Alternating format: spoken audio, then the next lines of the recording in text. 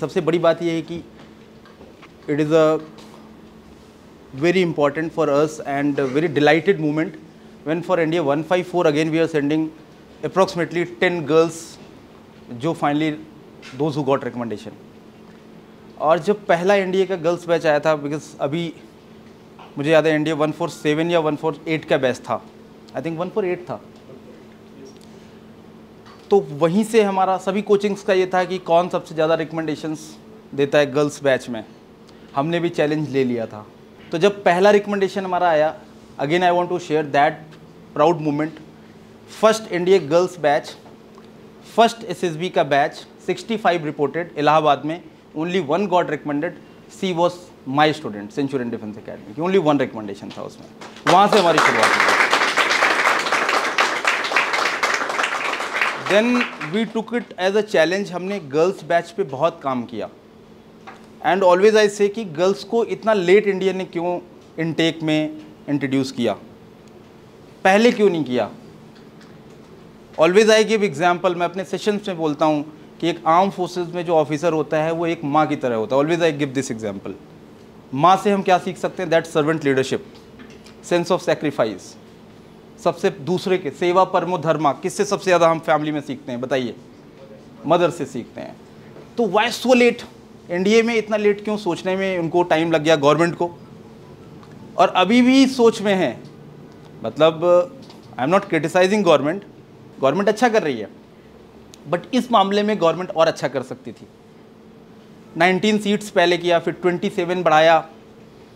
अभी girls power इतना strong है ना, इनको सीट्स बढ़ाते रहना पड़ेगा। Are you aware? मैं आपको थोड़ा और बैकग्राउंड देता हूँ अपनी गर्ल्स का, how they are performing at India. Sania Mirza सबने पोस्टर में देखा होगा। She is academic topper of her batch.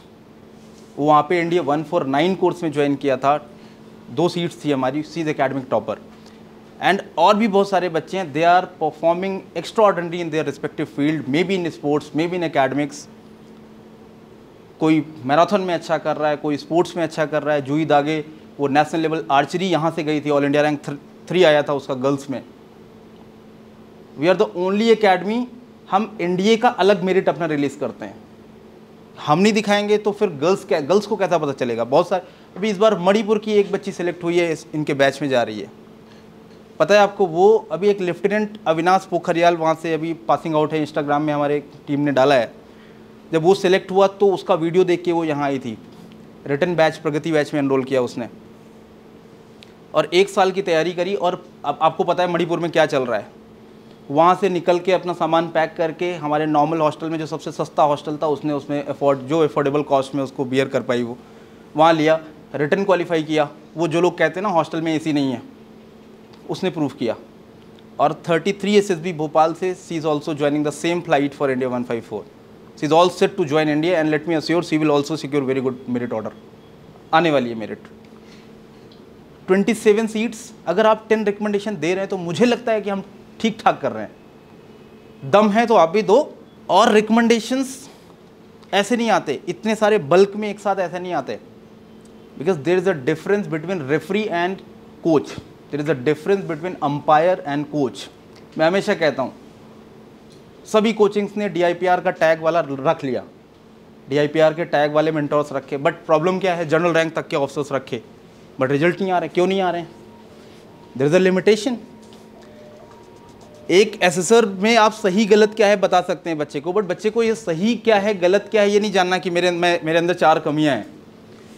Do you know that technique, कि उस बच्चे को उस लेवल पे, दैट पैरामीटर ऑफ सिलेक्शन के लेवल पे कैसे लेके आना है? Are you engaging that candidate in those rigorous training process? हमने इंडिया में सबसे पहले 21 डेज शुरू किया था, मार्केट ने कॉपी करी हमारी बाद में। सबसे पहले 21 डेज हमने शुरू किया था, बिकॉज हमें लगता है कि किसी एक चीज़ को इनकलकेट करने में, आपको ट्रेन करने में अप्रॉक्सीमेटली इतना टाइम लगता है। एक हॉबी को डेवलप करने में 21 डेज लगते हैं, इजंट इट? हमने ये सोचा और 21 डेज को सबसे पहले इंट्रोड्यूस किया। क्राउड बढ़ा, फिर हमने 2 ऑप्शंस दिए। कुछ बच्चे हैं जिनको 14 डेज़ का ही टाइम मिलता है, सर्विस एंट्री के कैंडिडेट्स को इससे ज़्यादा टाइम नहीं मिलता, 12th अपियरिंग के बच्चे को टाइम नहीं मिलता। तो हमने 2 ऑप्शंस दिए कि देहरादून में हम 14 डेज़ देंगे, वहाँ हम 21 डेज़ देंगे। लखनऊ में जहाँ मेरे सेशंस ज़्यादा होते हैं, मैं 21 डेज़ ही का, क्योंकि मुझे लगता है कि आप 21 डेज़ से पहले आप बच्चे को नहीं करा सकते सब कुछ। फिर अगेन वही बात है कि 4 सेशंस आप साइक के करा दो, सब वही कराते हैं, एक TAT, एक WAT, एक SRT, एक HD, बाद में एक डोजियर राइटिंग टेस्ट करा दिया। हम ये नहीं करते। हम क्लास में ही TAT कराने के बाद क्लास में ही 50 स्टोरीज का हम इंटरप्रिटेशन फीडबैक देते हैं। And I ask from students की learn from the others story. आप दूसरे की स्टोरी से सीखो। और बहुत ही लिमिटेड ट्रेनर्स हैं, मैं नहीं बोलूँगा कि मेरे पास 20 SSB मेंटोर्स हैं। We have team of 10 professional mentors in our team, but they are at par level.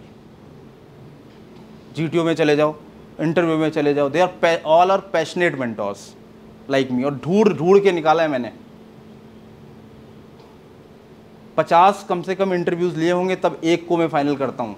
They also search for the best academy, कि जहाँ पे इन्वायरमेंट अच्छा है, जहाँ पे बच्चों का फीडबैक अच्छा है।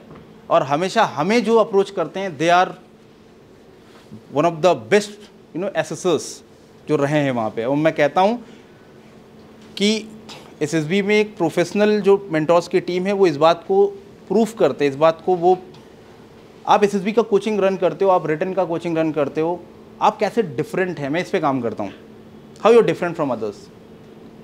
आजकल SSB को इंस्टाग्राम पे चलाते हैं लोग, पढ़ लो, पढ़ा देंगे, बिना GTO ग्राउंड के GTO सिखा देंगे, कोई भी सिखा सकता है। But are you able to justify, आप कैसे PPNDT का डिस्कशन आप गूगल मीट पे कराओगे, मुझे बताओ कैसे कराओगे। कराते हैं लोग, बच्चे भी इंटरेस्ट शो करते हैं, जाते हैं, बट क्या आप जस्टिफाई कर रहे हैं?